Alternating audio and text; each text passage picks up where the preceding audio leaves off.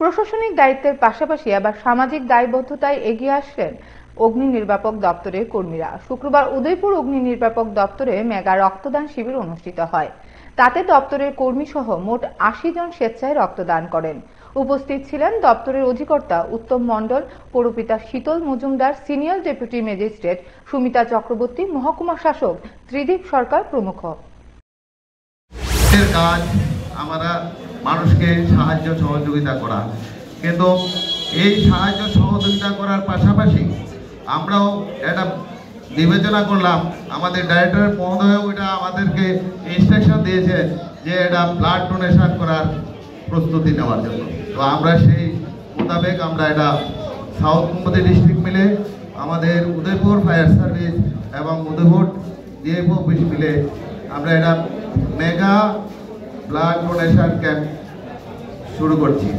আমাদের doctors association প্রায় 50-এর উপর ব্লাড কালেকশন করেছে। এইভাবে রেড ক্রসরা করছে, বিভিন্ন সংস্থাগুলি কিন্তু যথেষ্টভাবে ব্লাড ডোনেশন দিচ্ছে, অন্যান্য প্যারামিলিটারি সার্ভিস থেকেও দেওয়া হচ্ছে। মোদ্দা কথায় মানুষের মধ্যে যে মোটিভেশন, এটার অভাব দেখা যায় না আমার ডিস্ট্রিক্টে।